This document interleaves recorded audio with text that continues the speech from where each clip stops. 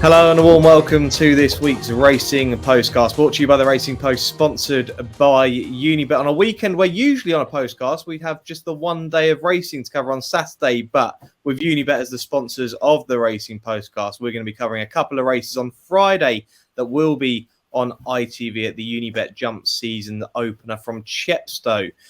Who joins me on the panel this week? We've got the Racing Post, Keith Melrose and Jonny Pearson, along with Super Sub himself once again, Brett Williams. Brett, 6 years Unibet have been sponsoring the season opener, the jump season opener from Chepstow. The jump season is slowly making their way in. We've only got a couple more weeks left of the UK flat turf season before the jumps really get going. But this is where we start to see some of the better horses this weekend. Yeah, definitely. There was a really good card of runners declared for Friday's meeting and also just a minute ago for Saturday's card at Chepstow. Yeah, the Unibet jump season is opening. The 6th year we've sponsored this, and it's sort of grown in stature year on year. I mean, we've definitely got the jump racing weather outside. It hasn't stopped raining for the last 2 weeks, and looking forward to what should be a pretty informative weekend of action. Of course, in fact, if you're racing in Wales, it's a good card from Foslas on Sunday as well. The Welsh champion hurdle taking centre stage there. So no, looking forward to it, and something for everyone. The Unibet Persian War, of course, the highlight on Friday, and the Unibet Veterans to the start of the Veterans Chase there, of course, which concludes at Sandown in January. So no, it's a good mix of action this weekend. The old-fashioned jumpers, we know all about them, and then of course the two rows taking centre stage at Newmarket, and of course the Cesarewitch thrown in for good measure. So you couldn't complain, whichever way you're looking at. There's something for everyone this weekend. Absolutely, and we've got Ed Nicholson definitely heading to Chepstow this week. And will you be there, Brett, as well, speaking to many of the hopeful viewers of the postcast who may be heading to Chepstow? I will be indeed, yeah. Looking forward to it. I mean, I probably should be at Newmarket on Saturday for the Dewhurst, but I'm more important looking forward to the Silver Trophy. But no, it's a good couple of days, and very much looking forward to it. And I know you're keen to get a few specials in for the jump season, especially around the potential star of the upcoming season, that is Constitution Hill. Let us know what Unibet have got there.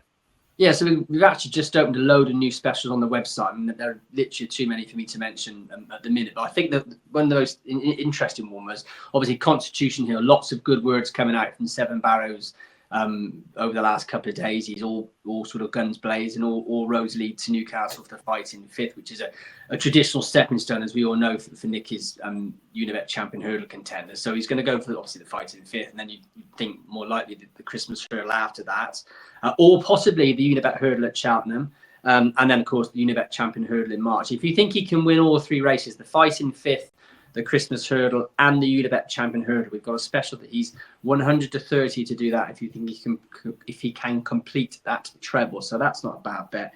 And also with top price 9-1 Nicky Henderson to regain his champion trainer title, of course, which he lost a few years ago. But 9-1 top price Unibet if you think he can be champion trainer this year. There's loads of specials. I mean, I don't want to emphasize it too much. There are loads of really good specials on the website. Paul Nichols, Dan Scout, and Christian Williams. We've got specials for each trainer and jockey. So go on and have a look on the website if that floats your boat. Yeah, unibet.co.uk. Go look at those. But yeah, that is the likely route for Constitution Hill, isn't it? The fighting 5th Christmas hurdle and the champion hurdle, 100-30 with Unibet currently. Right, let's get into the racing then, gents. We've got quite a few races to get through. Like I say, we've got Chepstow, 2 races from there on Friday. We've got 5 from Newmarket on Saturday and 3 from York before getting the best bets. So we start at Chepstow on Friday with the 3:15, which is the Unibet Persian War Novices hurdle, a Grade 2 event just shy of 2.5 miles, which sees Ryan's Rocket as the 85-40 favourite. Intense Approach 11-4, Flying Fortunes 130, Juventus de Brion's 5-1, Vincenzo is 9-1, Handle the Kettles 11-1, and Bullets Hill the outside of the lot at 40-1. We'll bring in Keith Melrose here. It's that transition period now that we get, Keith, from the flat turf season into the jump season. Have you got a strong fancy in the Persian War this year? I rarely have a strong fancy in the Persian War, to be honest, Sam. It's novice hurdlers at this stage of the season, although the Persian War has got a record, like a surprisingly good record of throwing up really good horses, considering how early it is in the season. I'm not particularly looking closely at these novice hurdlers yet. I'll pick these up as the season wears on. But I was quite interested to see the Juventus de Brion's in this race. I watched back his replays from his 2 runs in the spring last season before it came on, and he just looked like a horse that was badly lacking in the experience. That run at Ascot where he finishes third is quite good form. Pick Rock wins it. He finishes second in the EBF final next time. And the horse that finished second in the Waterside, that was third in a Premier Handicap at the Grand National meeting.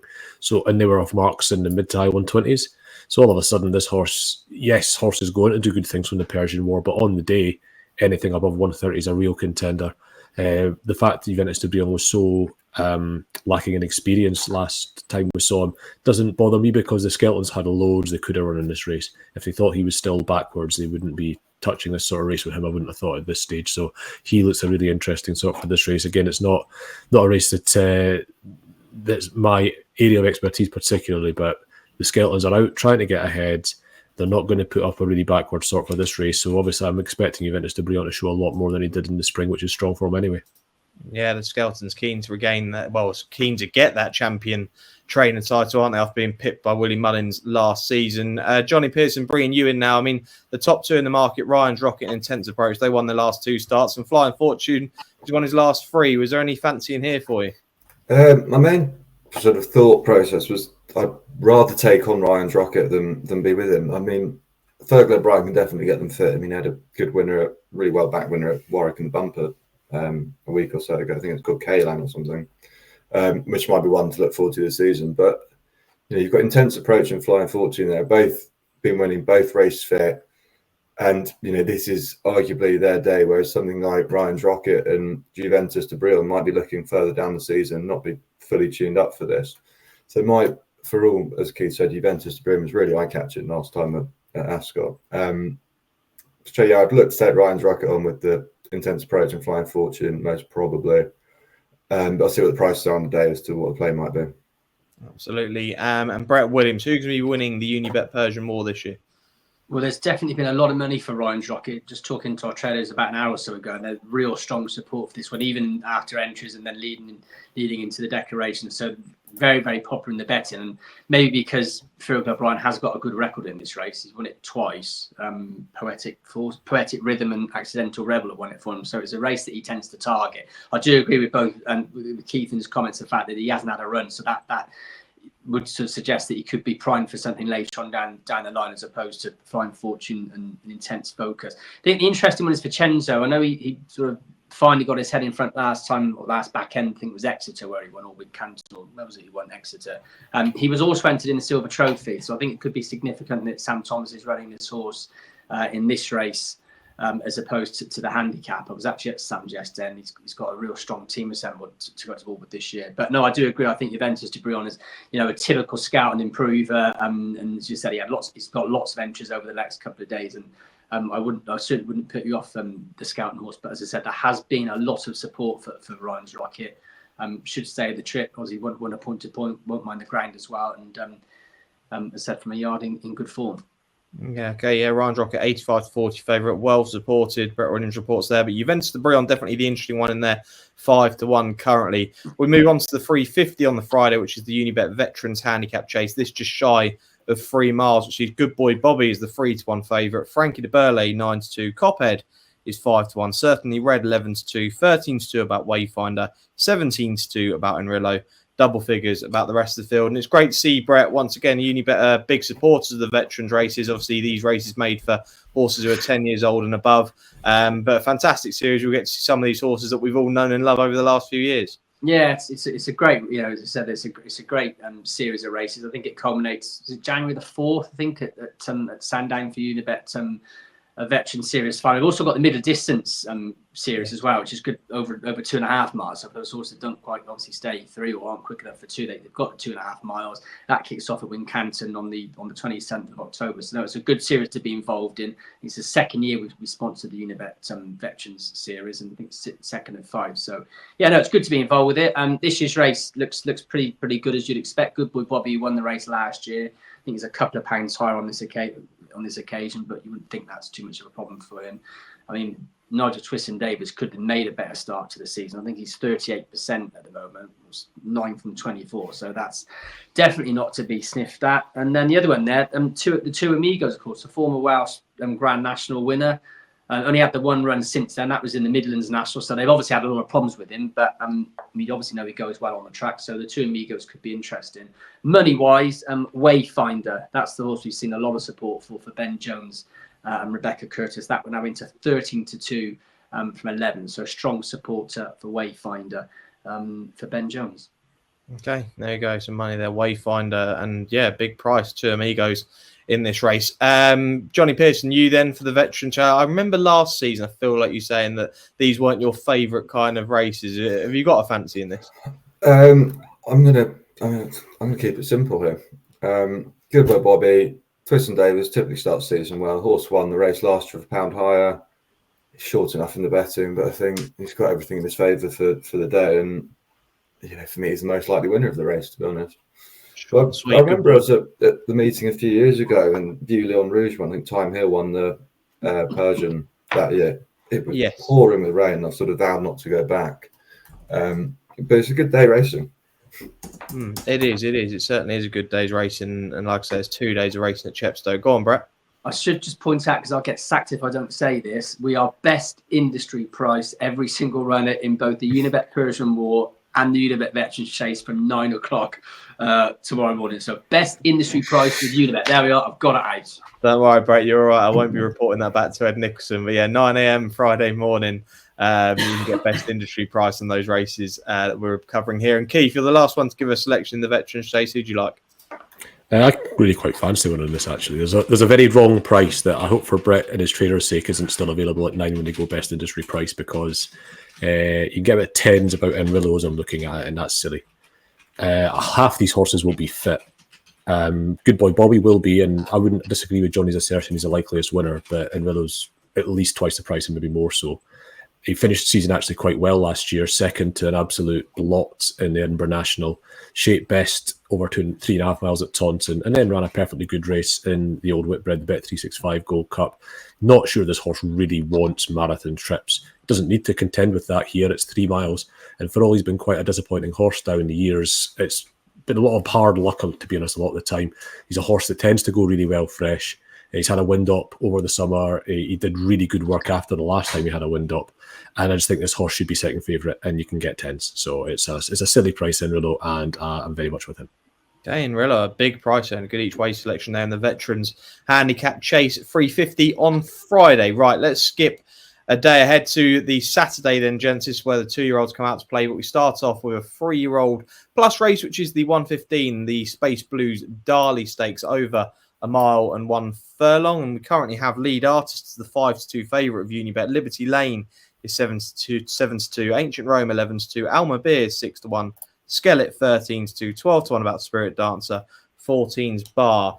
Keith, to you first on this. Lead artist, obviously second last time to Kinross in the Park Stakes at Doncaster. Now stepping up to 1 mile, 1 furlong. It's a bit of an unusual trip. We don't commonly see this trip, but do we think the step up in trip for lead artist is what this horse needs?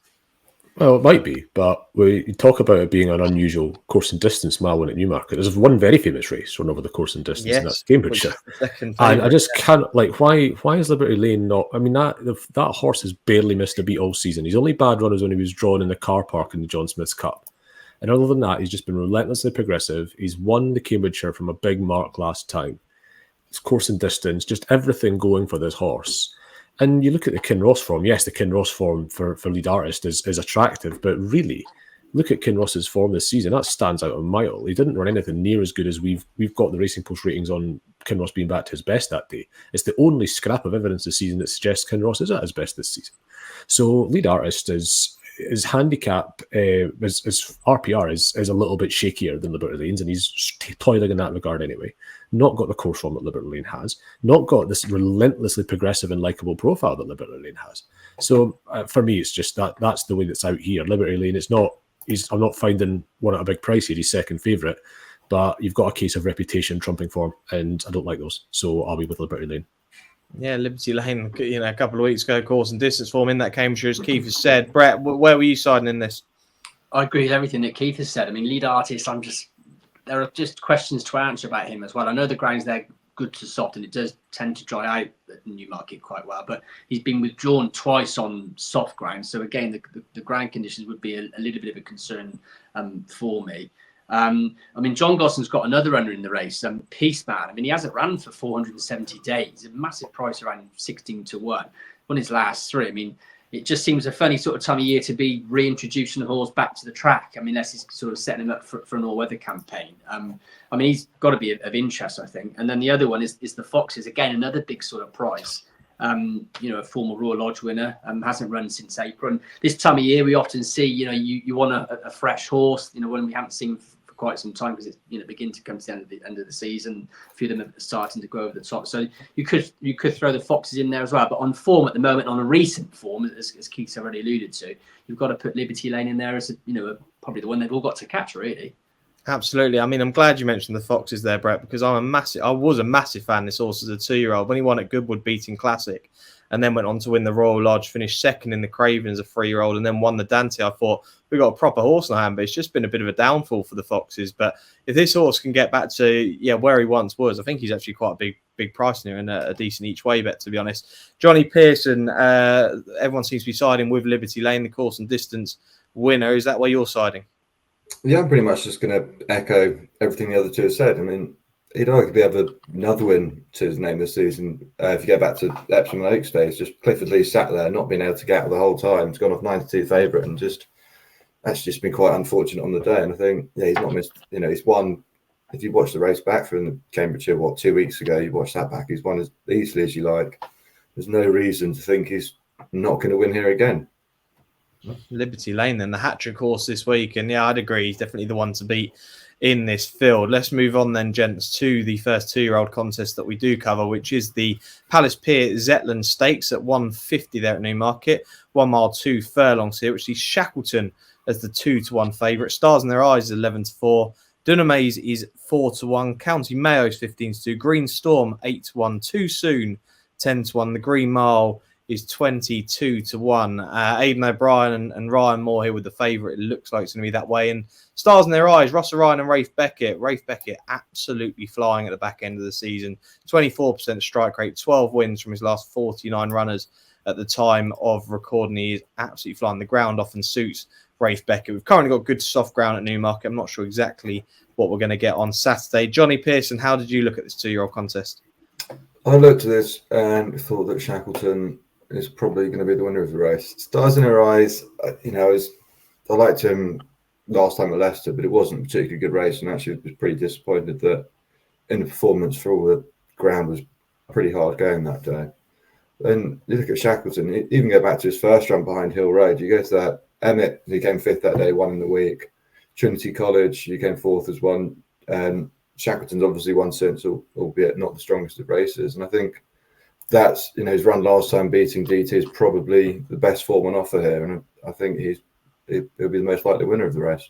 Okay, Team Ballydoyle then for Jonny Pearson. But I should actually say Ross Ryan and Rafe Beckett, ARC winning partnership there as well in this race. Fantastic weekend, obviously on Sunday, then winning the Prix de l'Arc de Triomphe with Blue Stocking.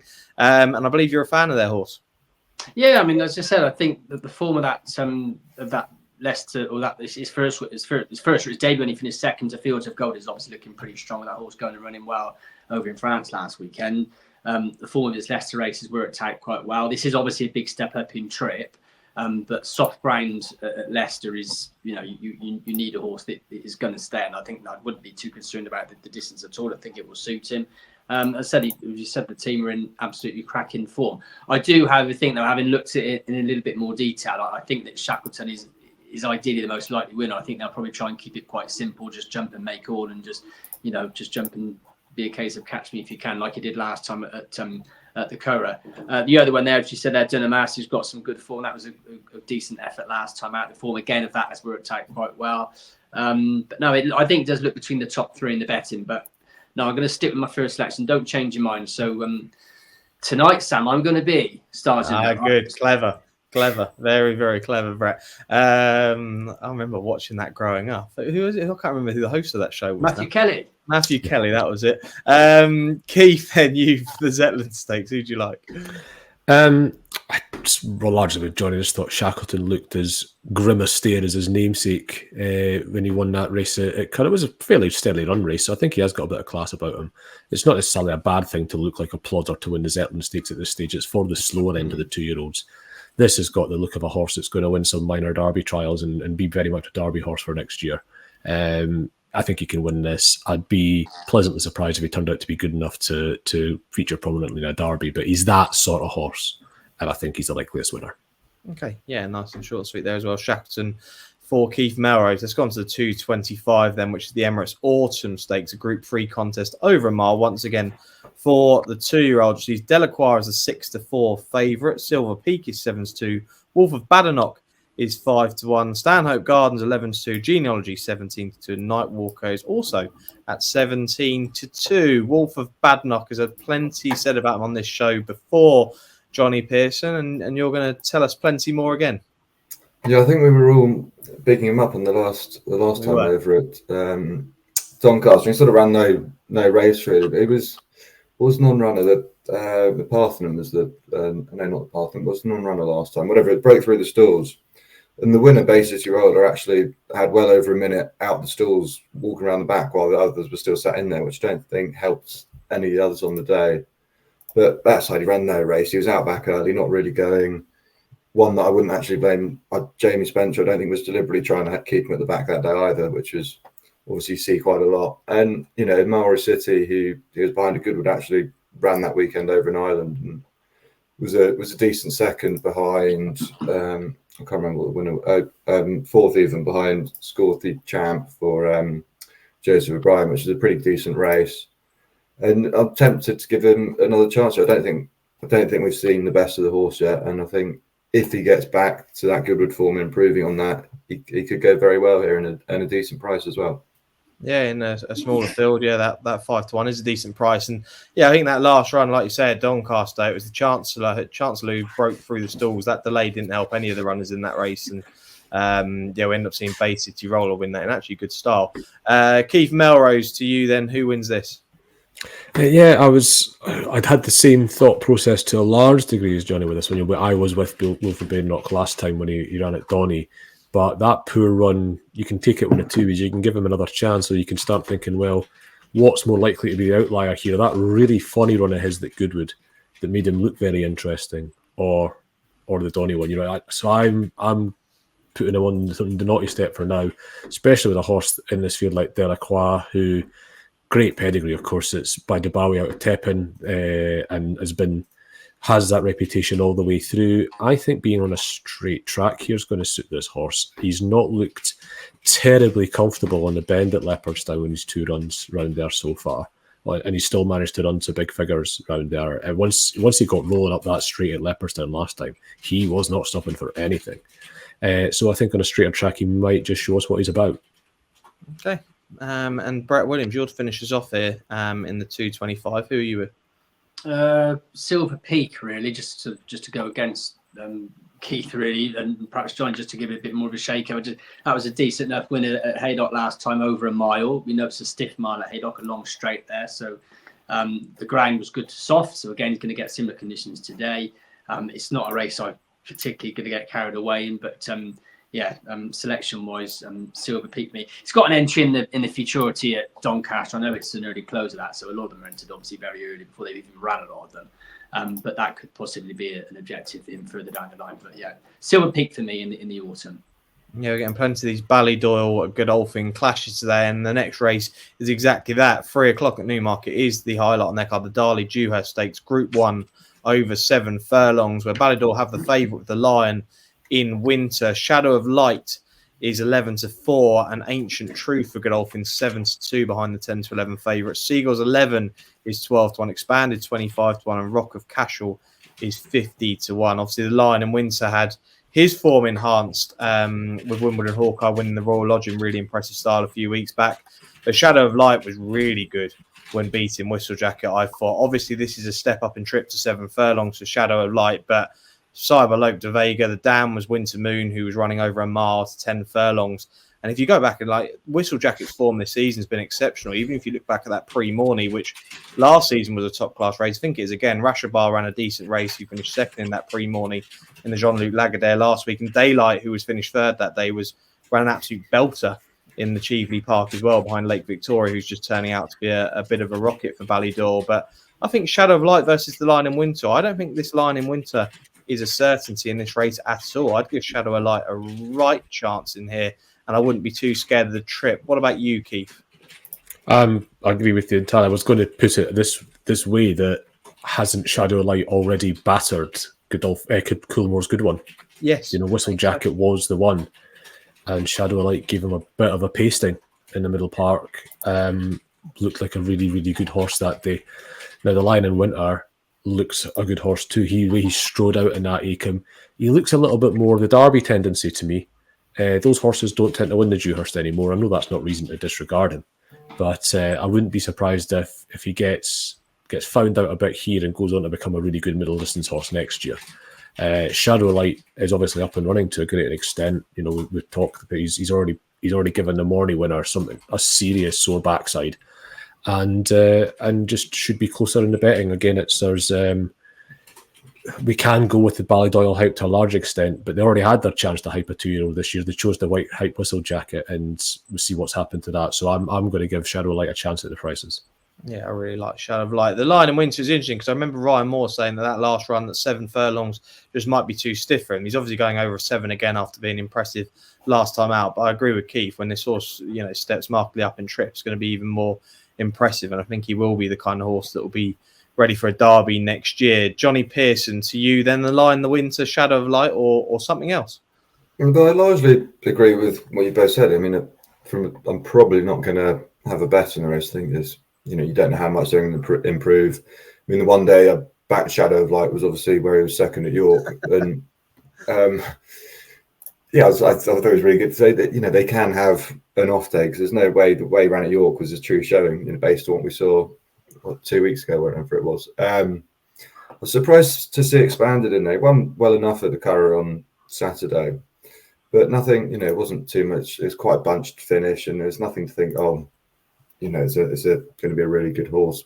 I mean, the pedigree suggests it'll be decent, but I think he's more possibly Aidan's chucking some pacemakers in the race. But you look at Rocker Cashel down there as well.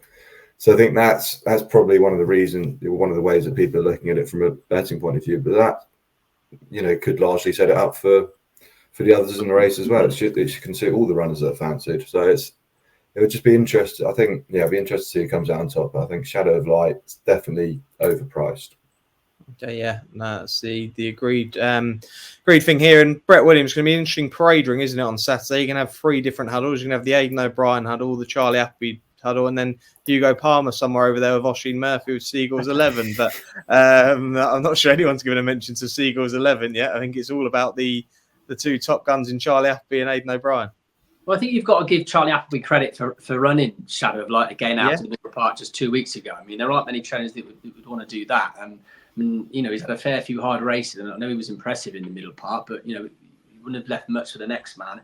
I suppose on the plus side, he has one on soft ground, which again he's going to encounter at the weekend. So that there are the pluses. The negative, again, as I said, just 14 days after a hard race in the Middle Park would be a slight worry for me, which does bring me to the Lion in Winter again. I know the price has gone now, odds on, so you're not going to get rich back in him, but he hasn't run since the Acomb, as you already alluded to. The form of that has worked out quite well with Wimbledon Hawkeye coming out and scoring the Royal Lodge last week. So that's strong form, and it's strong enough for me, to be honest. I do think he'll win, and I think he'll win quite nicely. Okay, Lion in Winter for Brett Williams then. The big handicap on the day at Newmarket is the 340, which is the Cesarewitch Handicap. Over 2 mile, 2 furlongs, the big staying race at Newmarket at the back end of the season, which is Sea of Sands, the 7-2 favourite for Willie Mullins and William Buick. Djokovic Cavern is 13-2 for Emmett Mullins and Hayley Turner. Gavin Cromwell has 6.5 in there at 7-1. Maximan is 11-1 for Simon Egg Crisford. The Shunter, last year's winner, is 12-1. James Doyle getting the ride for Emmett Mullins then. Darley for Gordon Elliott and Jamie Spencer, 12-1. 14-1 about Dawn Rising, Run Frosket and Spirit Mixer, and Bigger, the rest in here.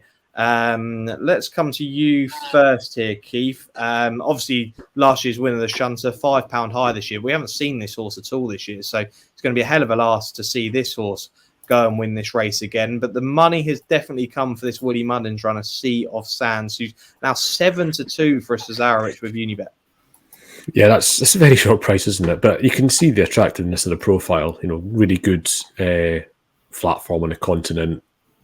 wins a maiden hurdle as easy as he likes for Mullins' unstable debut. Mark of 97 is plenty sort of high enough for what he's actually achieved, but you're building in anticipated improvement for moving to Mullins, which is fair. So yeah, I mean, he's obviously got to be treated as the right winner. Draw 11's not too bad, but I'm backing Djokovic Cavern myself. I was on him for the Irish Cesarewitch. He's a little bit like Hacia Sands, and he's joined one of the Mullins, and obviously Emmett Mullins in this case. They really did back him at the Galway Festival on his debut for the Yard, and he came from nowhere. I don't think it was the very best of rides on him that day. He came from a long way back at Galway. Tends not to work out for you very well, that, and he finished Pier with Bustle on that day. Didn't quite get into the Irish Cesarewitch. He was a reserve actually, and didn't get the run there. But now this was a really good second option to come over here. Decent draw in 14, and yeah, I have backed him to try and get that, get a bit of revenge for that Irish Cesarewitch. But again, you couldn't be surprised if the other Mullins horse comes and beats him. Okay, Emmett Mullins to win the Cesarewitch again, but this time not with the shunter, but Djokovic Cavern for Keith Melrose and Brett Williams. I'm sure we're going to have extra places. How many are we going to get in this? 5 places. 5 places in the Cesarewitch this year, which does make it a little bit easier if you're betting. This is the race, Sam, where I usually sort of see them come out the stores, go to the bar, get a pint, drink it, order another one, drink it, go back to the stands, and they're still only halfway to go. They've got another mile and a half to go. The shunter, as you said, we haven't seen him much, but he's been there and done it. He's a bit higher in the weights, so you can make a bit of a case for him. The one I quite like is Manxman for Simon and Ed Crisford. Won't have any issues with the ground. Has got a £4 penalty to defy, but they've managed to secure the services of Sean D. Bowen, so that obviously eradicates that a little bit with the £3 claim. I just think he's quite unexposed, a few ticks in the right boxes. Depends which way you're looking at. If you're looking at sort of horses that are improving and on the upgrade we don't know too much about, or you look at the horses that we know plenty about them and how good they are, and it's just a case of which one decides to come out in front on this occasion. Dawn Rising is another one I think you can throw into the mix there for Joseph O'Brien. Tom Marquand, obviously a very positive jockey booking. Hasn't won since the Queen Alexandra at Royal Ascot 2 years ago, but he's got rock solid form if you look close enough. These are lotteries, aren't they? You might as well just close your eyes and see where your pin lands and go with it. Sean Bowen on Maxman is interesting because we always seem to get kind of hooked up in the Jockeys Championship, which will end next week with Oisin Murphy landing the prize there. But the Apprentice Jockey title leading into the final week is quite exciting, actually. Joe Levy's leading it by two rides, 38 winners to 36, but Sean Bowen's on, and Sean's going to try and chase that down. So they're going to be an intense week there for those two and see who comes out on top in the Apprentice title. But that'll be a big win for Sean Bowen to let Joe Levy know that he's definitely just on his back. Who did you like in here, Johnny Pearson? First, I'd like to figure out Keith's parameters on what determines what a good draw is in the race, because you go through the past winners and the play stores as well. They've come from near enough everywhere, high, low, middle. And you don't want to be very high. I mean, there used to be an obsession in the SES years ago about being really low, but that doesn't apply anymore. As long as you're not you'll struggle to win from very wide, but you still want to be. I mean, if you want to be under 20, you don't have to run further than everyone else. Yeah. Well, exactly. Yeah, it becomes it's not as much. It used to be seen as a big draw race. It says it's not to the same extent, but you still don't want to be starting 35 horse widths further from the inside rail than another rival of yours. Is pretty fair to say.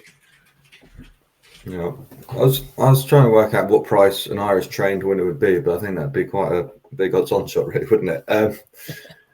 But I mean, how much is the form of the Irish edition a couple of weeks back going to come to the fore here? You had Dawn Rising there run well, had 6.5 run really well in that race, and then also you've got the other horses.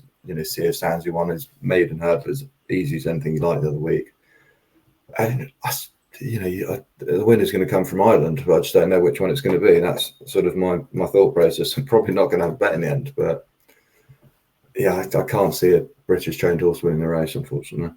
We'll get Brett Williams onto the Unibet traders there to see what price. I'm sure that could be priced up potentially. But an Irish trained winner of of the Cesarewitch, and potentially that'll go out on the Unibet social media page if they do get that priced up. But yeah, an Irish train winner is very likely, isn't it, with them leading and dominating the top of the market in here.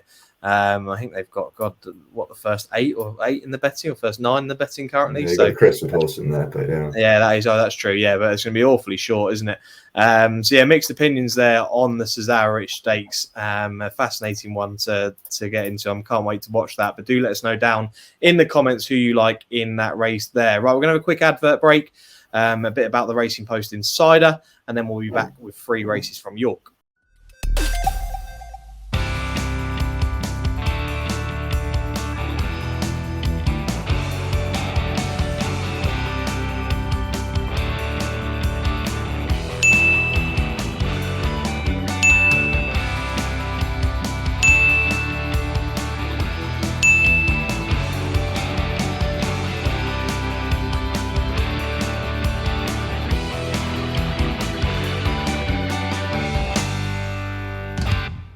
Welcome back to part 2 of this week's Racing Postcast, brought to you by the Racing Post, sponsored by Unibet. Sam Hart, Keith Melrose, Jonny Pearson and Brett Williams taking you through the weekend action.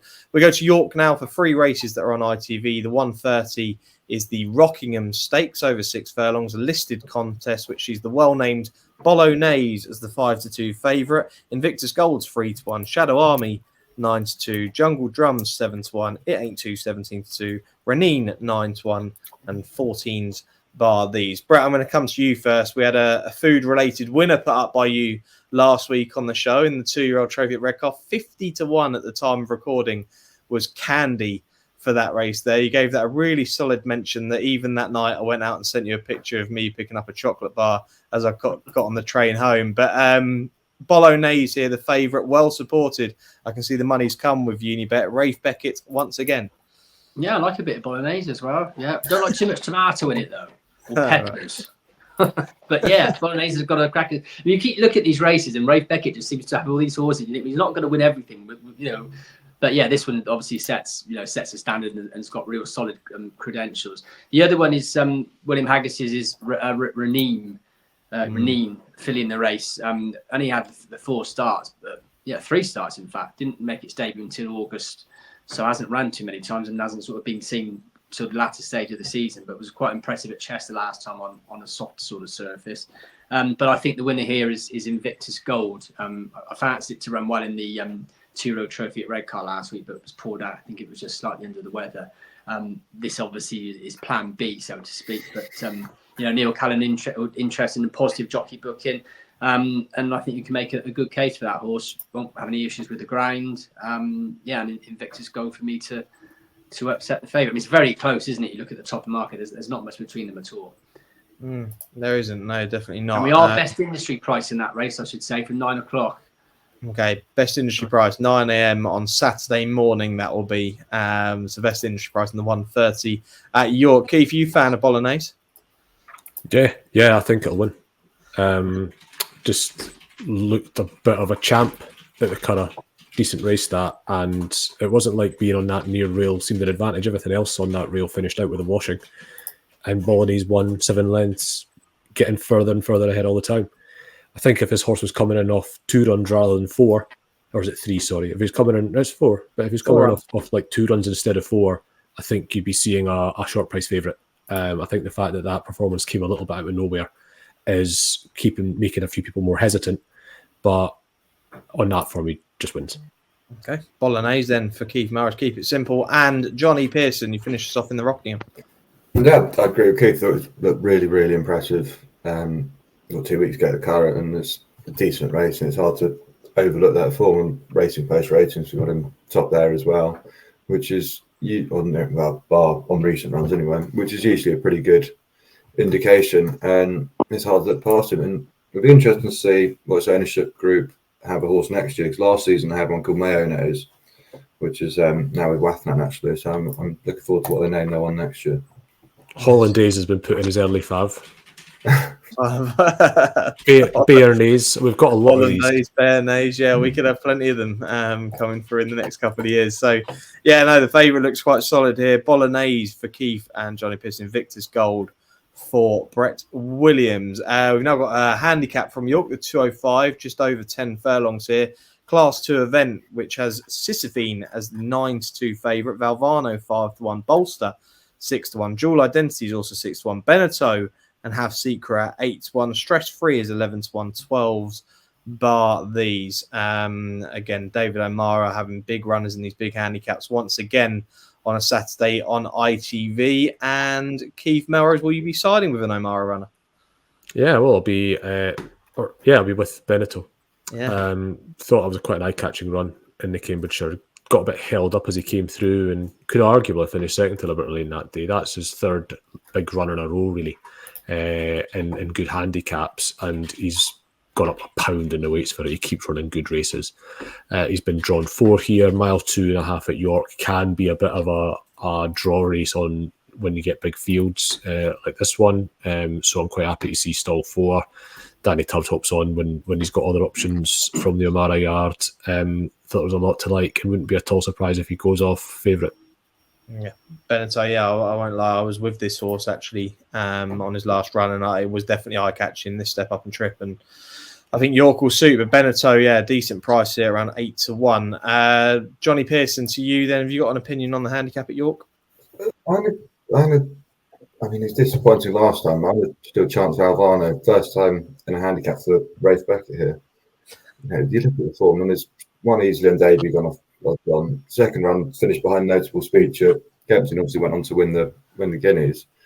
And the form of the last race, it's disappointed. But the two in front of him were Gosden horses, won by 6 lengths, and then another Rafe Beckett horse, and then they're clear of the one behind. I think it probably wasn't as bad a run as you might think based on the 6th length drumming they've been given to. But I think he could be overpriced there. And obviously, again, the odds going as well as any other yard in the country. So I think he's got a good chance. He's the unexposed one in the field, isn't he, Valvano? 3 runs, not last run, but the run prior, second to Notable Speech at Kempton. If you look at that, this horse could be well handicapped and is a fair price at around double figures odds. Brett Williams, who are you with in the handicap from York? Yeah, I agree with everything John has just said. There's only one horse I've actually written down, and it is Valvano. The real eye catcher for me, first handicap. As John has already said, in that form at Kempton has worked out pretty smart. There was Persian behind, and he's gone out and done well since as well. Yes. So that's certainly not to be sniffed at. And he also went on heavy. The ground's soft at York as well. So the ground won't be any concern for him at all. I just think draw a line through that first run, that first run back. That was his first run since April. So perhaps he just needed it. Although he does need to improve again. And a mark of 97, I think. Because he's running such a good race behind Notable Speech, that's probably why he's got a mark like that. He's got to prove that he's up to that standard. But as we said, the team are in good form. I think Rafe Beckett's 24% at the minute, 18% at York as well this season. So Valvano for me. Put it this way: if 11 or 12-1 in a race where we're paying 4 places each way, you might as well back him for a place. Absolutely, extra places there in the 205 at York, and you're going to get extra places once again in the 240 at York, which is the Coral Sprint Trophy Handicap. 6 furlongs here, Heritage Handicap, where Room Service is the 15-2 favourite. Strike Red is 8-1. Germanic is 9-1. Gerbat is 11-1. Orazio and Malk, along with Elise Dancer, are 12-1.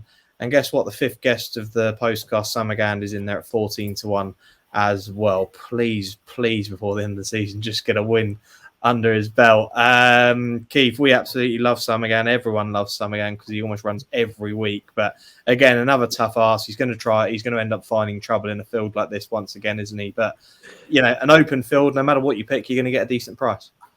I think so. And Summergan, isn't his best chance of a win now. I assume they're looking for one last win and retiring him. I assume that's what they are. They're better going on the all-weather than turf at this time of year. He's always had a little bit of a better record on fast ground. So now that that's sort of gone and is unlikely to come back, they might just be better off switching to the all-weather, and would all be out cheering for him from the Baltleys if Summergan does get that last one, because we do love him. But I'm not backing him here. I'm trying to work out why I've abandoned Room Service, because I was on him for the Ergo Cup and Troubled Passage. I think he picked the far side from a high draw, and I just didn't. It was a bit of a mess all over really, and didn't shape badly considering. But I've also had my eye for most of the summer on Strike Red, who hasn't been he's been running well on quicker ground, his very best form's always been on softer side, and he's run some belting races. Now, he actually finished in front of Room Service in the Gold Cup. He had a low draw, stuck to that low draw, and he did. I'm not sure he won the far side, but he was within necks of winning the far side again. So that's another good run from Strike Red, and especially with you getting extra places on offer, I'm going to stick with him, and I'm going to say he gets one more chance on softer ground. He's been knocking on the door of running a big race in one of these big sprints for a couple of months now, and he gets one more chance on conditions that in theory are just about ideal for him when he's been sort of running well against the grain of late. Yeah, Strike Red, 8-1, really solid with those extra places. Course and distance winner, Brett Williams. Who did you like in this? Again, it's a real tricky race, as you've said. You're going to get value wherever you go because it is so open. We are paying you really to four places. Two I've narrowed it down to. Al Bowden for Jane Chapel-Lyman and Danny Tudhope. First run in a handicap has been quite highly tried. Another one that would go on the ground, wouldn't be any concerns about that. And if he can cope with the step sort of down, first run in a handicap, you've got to let that one into the equation. The other one is Richard Fahey's Malk for Midland Park Racing.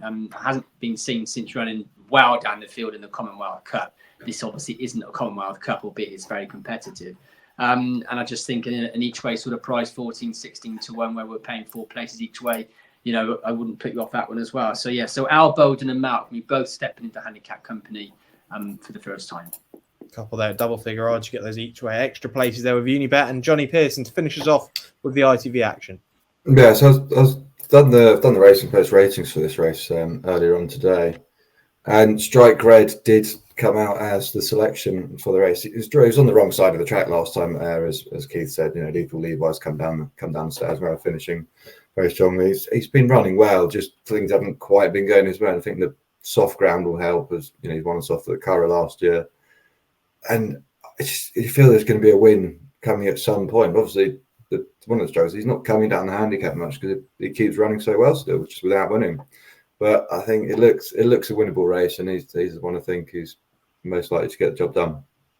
Okay. Strike Red, really solid there. Like I say, 8-1 with Unibet at the time of recording. So there are selections from all of the ITV races, including the 2 from Chepstow on Friday. We'll be back shortly after this for our bets elsewhere, as well as our weekend naps. Want betting on the horses to be anything but flat? With an app that impresses every time out. You're on. Want to watch live streaming of races in the UK, Ireland and around the globe? And get a chance to win even bigger with 3 Uniboosts every day on any horses you want. Unibet, you're on. Welcome back to the final part of this week's Racing Postcast, brought to you by the Racing Post, sponsored by Unibet. You still have Sam Hart, Keith Melrose, Jonny Pearson and Unibet's Brett Williams. Now taking you through other bets for the weekend. Do the panel fancy anything away from the ITV cameras this week? And I'll come to you first, Keith Melrose. Obviously I've started watching the chases again this week. I always start that after the Arc. Some nice handicap chases at Chepstow on Saturday. I'll wait and see what the market does with the 4:35, the Native River handicap chase. I could have a bet in that. But one of the sort of telling things about that race, it's a 3-mile race, and the race before it, the 4 o'clock, was a 2-mile, 3.5 furlong race. And Dan Skelton could have done 2 things with the King of Rye Hope this season. He could have done his wind, or he could have put him down in trip. And he's chosen to put him down in trip, where he could have obviously run him over 3 miles in the Native River on the same card. This horse, he went off favourite for the Freebooter, the 3-mile 1 handicap chase on Grand National Day. Tanked into that race from absolutely nowhere. He got completely the opposite ride to the winner, Cruise Control. He was out the back and Cruise Control made all. And he still came into contention, then looked to sort of choke between the last 2 a little bit. He's had a bit of an interrupted season there. He ran a big race in the Reynoldstown at Ascot. Before that, he'd looked very good on his debut actually when he won at Chepstow. He won in October last year. He won at Chepstow. So they've sent him back here deliberately. They're choosing to go down the shorter trip route rather than the let's do his wind and see how he gets on at 3 miles route. So I'm very interested to see how he gets on this season. He's one of my handicap chasers to follow for the season, actually. That's going to be in the big jump off, which is coming. Is it next week? It'll Monday after Champions Day, isn't it? Yeah, so we're getting the big jump off's coming out, and King of Rye Hope is one of my handicap choices to follow. If he runs like a drain on Saturday, he might come out. But the hope is that he benefits from having that lesser emphasis on stamina. King of Rye Hope, then, yeah, that'll be one of the handicap choices to follow for Keith Melrose. A little teaser there to the big jump off. Yeah, not too long until that comes out. Champions Day, the Monday after Champions Day. I think it's the 21st, I believe, of October that'll be. But yeah, you can get that in the paper. Brett Williams, you'll be at Chepstow, like we said at the start of the show this weekend. What have you got from there, or is there something elsewhere? Well, as I said at the top, there's a good card from Foss Lass on Sunday as well. The Welsh champion hurdle, which has moved, used to be actually at Chepstow, they've moved it to Foss Lass. Lump Sum is going to run for Sam Thomas and Di Walters. I know it's a race he's really keen to win for obvious reasons. Ran a solid race behind Mystical Power in the Grade 1 company at Aintree last time. I know Sam says horse is working really well. I actually saw him yesterday. He looks $1 million. So Lump Sum. Looking forward to seeing him run in the Welsh champion hurdle as well. And there's another one actually. There's a mare's novice chase for initial jockeys. A mare called Smiling Getaway. Which has her chase debut for Nigel Twiston-Davis. Spoke to him yesterday and I said, "Are you going to run?" He said, "Yes, because I think she will win." So that could be a tip in itself. In the first race at Foss Lass on Sunday, but keep it quiet. Don't tell anybody. We've already mentioned the Nigel Twiston-Davis. They've started in good style, haven't they? But yeah, a couple there to follow. We were speaking during the ad break. Jonny Pearson said he wasn't going to bore us with Australia, but definitely worth keeping an eye on Australia over the next couple of weeks because there are some big races leading into the Melbourne Cup, which is only a few weeks away. First Tuesday in November, so looking forward to that as well. Right, let's get the weekend naps then. I believe we're all coming from Newmarket this week. And I'll start with you, Keith Melrose. Yeah, it's the one that we all fancied. It's Liberty Lane in the 115 for reasons mentioned. It's just it's there on its reputation that keeps the other one favourite, and we've got to oppose that. Yeah, Liberty Lane, we're all strong on that one there. Jonny Pearson, your best bet, please. I'm going to go with Wolf of Badenoch in the 225 at Newmarket. Give me another chance. Wolf of Badenoch in 225. I'm going to side with Shadow of Light against the line in the winter in the Dewhurst Stakes at 3 o'clock from Newmarket. Like I say, Shadow of Light beating Whistle Jacket really easy last time out in the middle part. The step up and trip is going to be no trouble based on breeding for this horse. And like I say, Whistle Jacket himself has got some really strong Group 1 form. So I think Shadow of Light definitely shouldn't be the price is at around 11-4 with Unibet. With the line, the winter, a short price favourite at 10-11. So yeah, Godolphin to win the Dewhurst with Shadow of Light. And Brett Williams, you to finish us off. Yeah, stars in their eyes in the Zetland Stakes at Newmarket, 150. This is obviously a big step up in grade, stepping up in trip as well. Won over a mile on soft ground at Leicester last time, so wouldn't be concerned whatsoever about the step up in distance. It will probably bring out even more improvement. So stars in their eyes for me to upset the favourite in the Zetland at 150. Stars in their eyes. There they are on screen now. There are your weekend naps. These will be boosted by Unibet at the time of this podcast video and audio podcast upload. So do head to unibet.co.uk to get hold of all of the boosts there. We've looked through 10 races there in fairly sharp enough time then, gents. Just quickly find out what everyone is up to this weekend. Brett, you're going to be racing in Wales this weekend. That's all we know. Yeah, Chepstow, Foss Lass. Simple. A weekend in Wales for Brett Williams. Keith Melrose, anything exciting for you? Well, followers of the associated DIY channel will be pleased to know my living room gets finished this weekend. But my job this weekend, because it's finishing touches getting put on, my job is to take the kids out.